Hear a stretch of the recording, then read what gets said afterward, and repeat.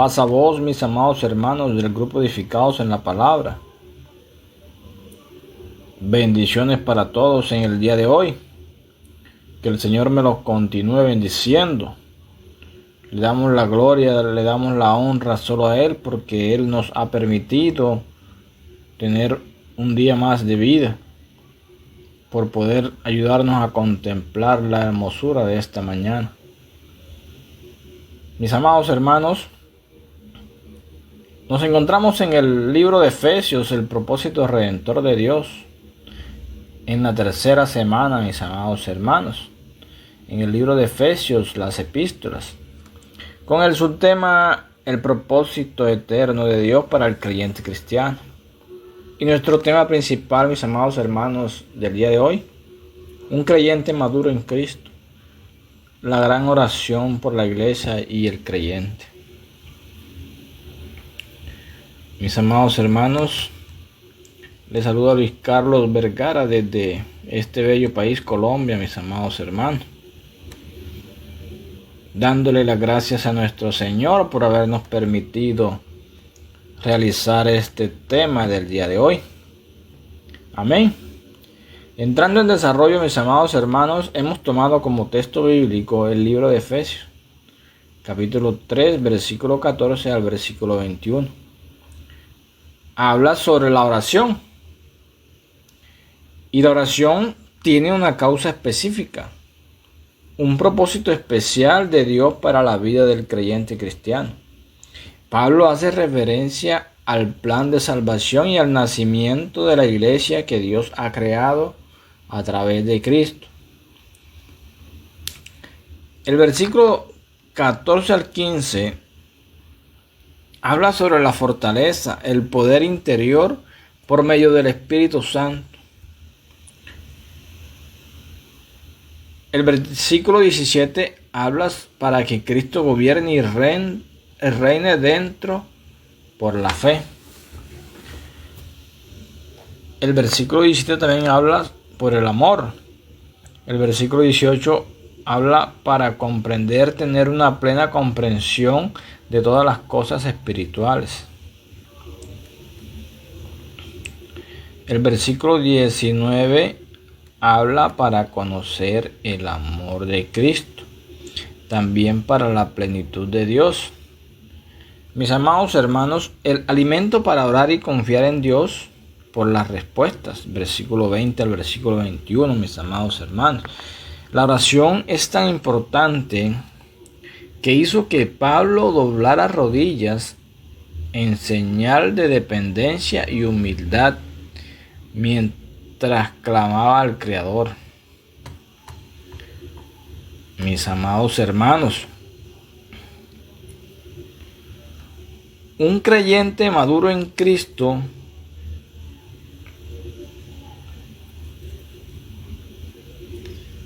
debemos tomar el nombre de nuestro Señor para que os dé conforme a las riquezas de su gloria el ser fortalecidos con poder en el hombre interior por su espíritu, para que habite Cristo por la fe en vuestros corazones, a fin de que arraigados y cimentados en amor, seáis plenamente capaces de comprender con todos los santos cuál sea la anchura, la longitud, la profundidad y la altura, mis amados hermanos, y de conocer el amor de Cristo que excede a todo conocimiento, para que seáis llenos de toda plenitud de Dios.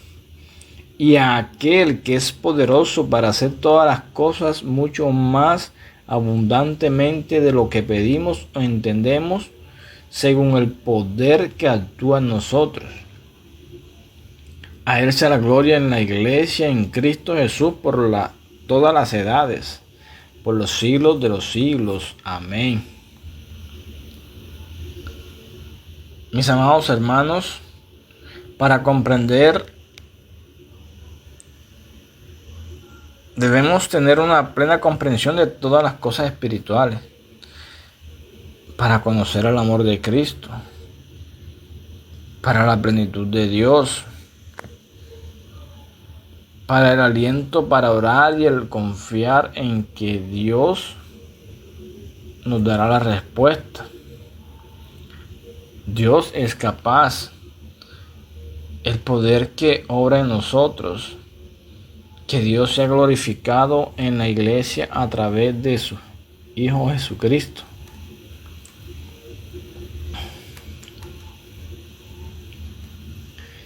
Mis amados hermanos, esta es la gran oración de Pablo por la iglesia y el creyente.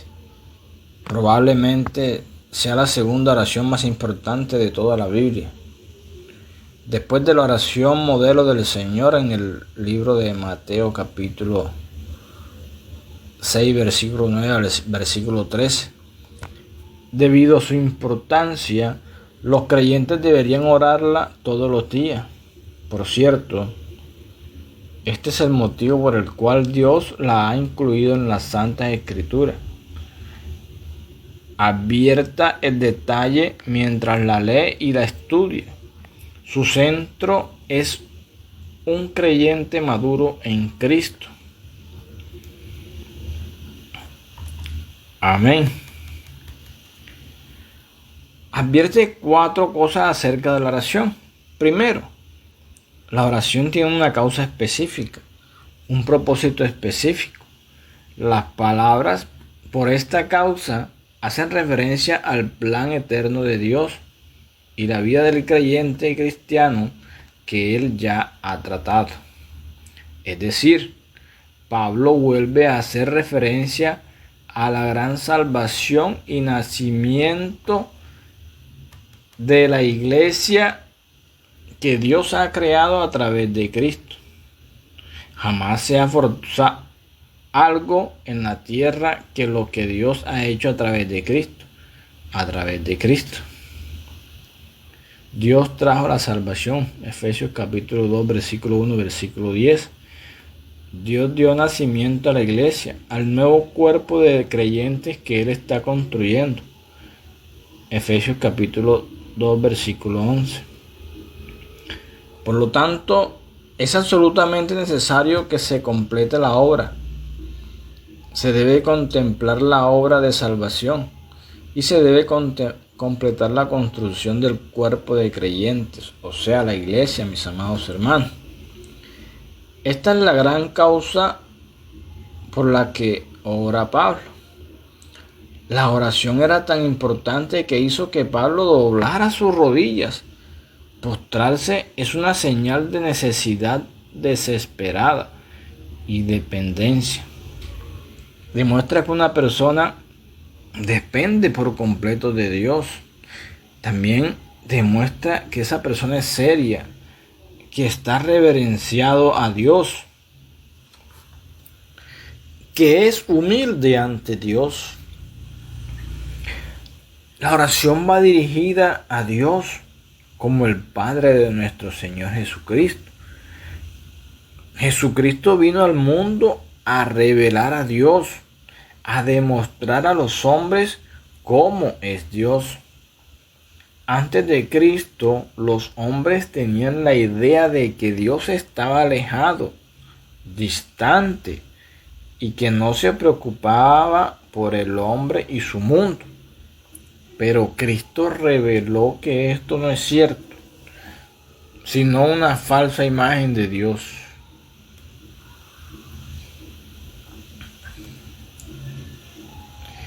Dios está cerca y vitalmente interesado en el hombre y su mundo.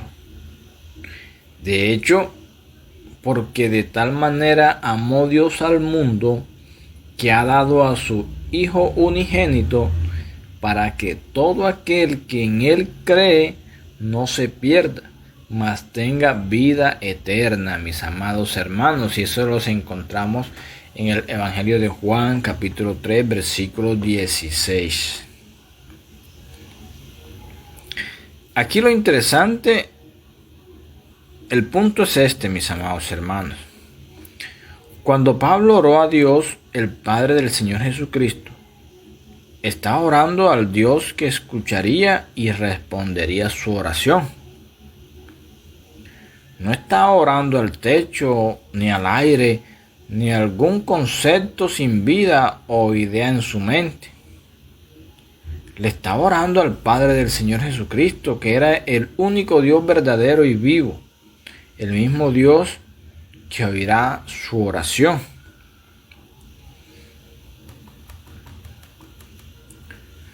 La oración también estaba dirigida al Padre de toda la familia de Dios, es decir, Dios es el Padre de todos los creyentes que alguna vez creyeron y confiaron en su promesa, tanto en el pasado como en el presente, mis amados hermanos. La primera solicitud es de fortaleza y poder en el hombre interior. Fortaleza y poder del Espíritu de Dios por su presencia y poder en nuestra vida. Hay varios hechos, mis amados hermanos. La palabra fortalecer significa ser fuerte, duro, tolerante. Significa tener energía o fuerza, actuar, soportar y resistir. La palabra poder significa fuerza, energía, poder. El creyente debe ser fortalecido con poder en el hombre interior, es decir, en la parte más profunda de su ser, en su alma, en su corazón, en su espíritu, en el espíritu que Dios ha renovado. Es allí que debe ser fortalecido con poder. ¿Por qué, mis amados hermanos? Porque es el único modo en que Él puede vencer la carne con todas sus debilidades. Y es la única forma en que Él pudo conquistar la tentación, los pecados, la angustia y la muerte, los problemas, las pruebas, el egoísmo y la mundanalidad. También la enfermedad y el sufrimiento, los problemas y las circunstancias.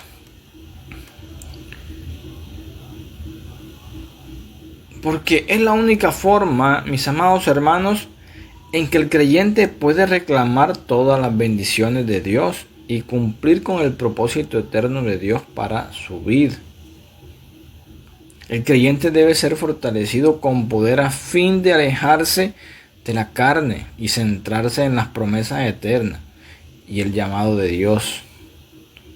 Dicho en términos simples, su espíritu debe ser fuerte y poderoso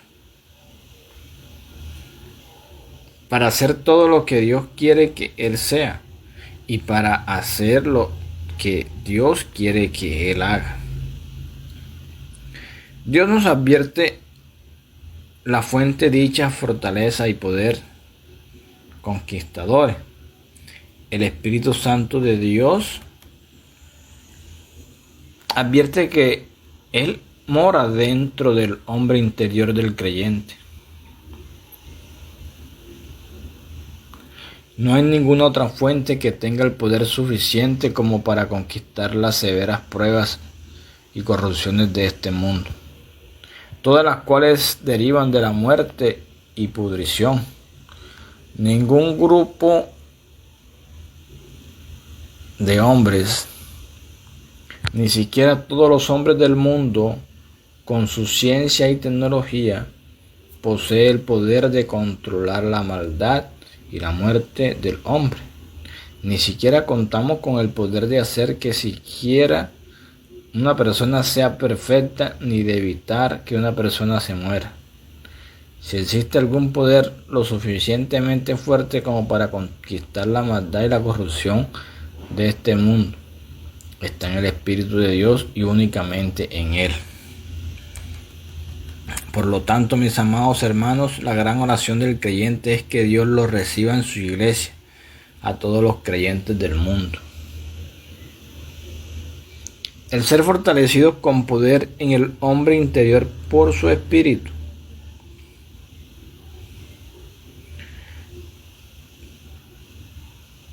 También nos advierte una cosa: ¿cómo sabemos que Dios nos oirá?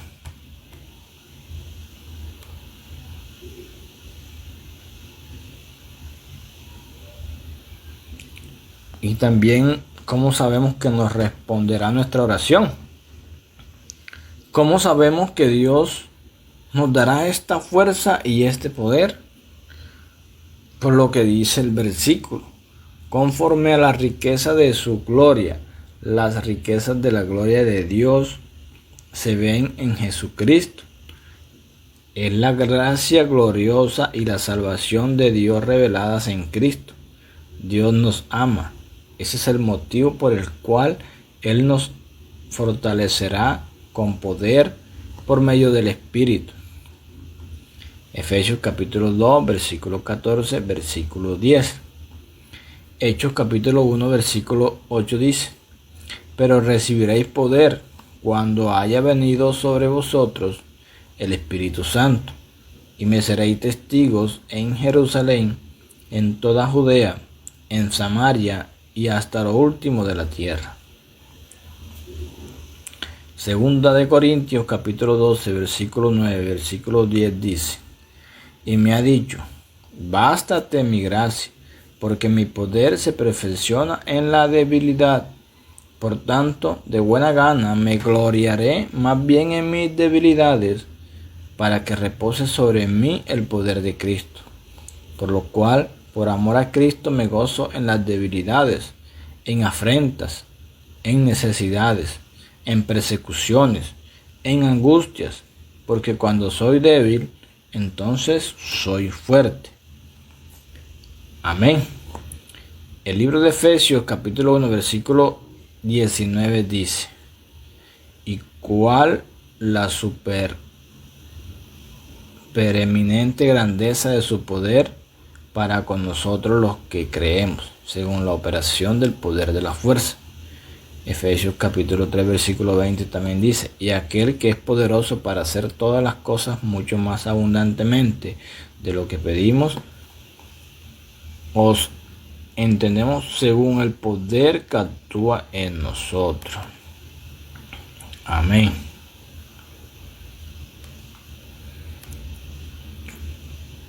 Colosenses capítulo 1 versículo 11 dice: fortalecidos con todo poder conforme a la potencia de su gloria, para toda la paciencia y longanimidad. Hechos capítulo 11 versículo 33 dice: que por fe conquistaron reinos, hicieron justicia, alcanzaron promesas, taparon bocas de leones. Amén. Isaías capítulo 40 versículo 31 dice: pero los que esperan a Jehová tendrán nuevas fuerzas, levantarán alas como águilas, correrán y no se cansarán, caminarán y no se fatigarán. Isaías capítulo 41 versículo 10 dice: no temas porque yo estoy contigo, no desmayes porque yo soy tu Dios, que te esfuerzo, siempre te ayudaré, siempre te sustentaré con la diestra de mi justicia. Amén. Mis amados hermanos, la segunda solicitud es que Cristo more, es decir, que gobierne y reine en nuestros corazones por medio de la fe.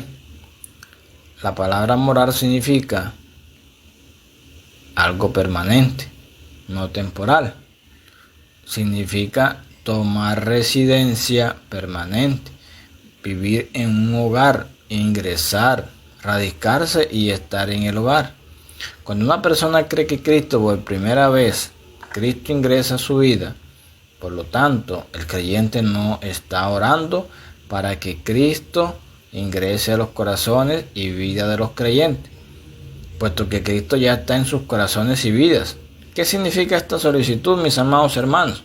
Simplemente lo que dice el versículo: que Cristo esté en el hogar y viva en un sentido permanente dentro del creyente. Que el creyente esté consciente de Cristo dentro de su corazón, siempre consciente de que Cristo ha tomado residencia en él. Que el creyente le permita a Cristo controlar y guiar su vida en forma permanente y constante, porque Cristo está en su hogar, en su corazón. Es la presencia de Cristo dentro de uno lo que motiva al creyente a seguir a Cristo. Cuando más el creyente esté consciente de Cristo dentro de sí, mas andará y vivirá en Cristo. Advierte a Cristo mora dentro del creyente por la fe, pero advierte que la fe bíblica no es un deseo ni una esperanza de que algo es cierto. No es que tal vez algo es cierto, pero tal vez no lo es. La fe bíblica siempre significa la creencia y el compromiso de la vida de una persona a la verdad y la realidad. Es una creencia y un compromiso con un hecho. Mis amados hermanos, el Evangelio de Juan capítulo 14 versículo 20 dice: en aquel día vosotros conoceréis que yo estoy en mi Padre y vosotros en mí y yo en vosotros.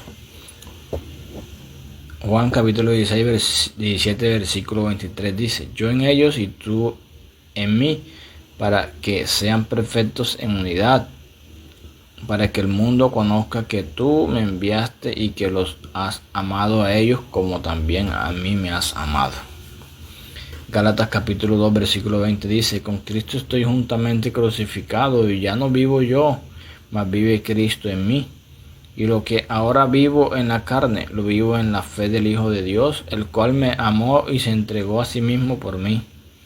Colosenses capítulo 1 versículo 27 dice: a quienes Dios quiso dar a conocer las riquezas de la gloria de este misterio entre los gentiles, que es Cristo, en vosotros la esperanza de gloria.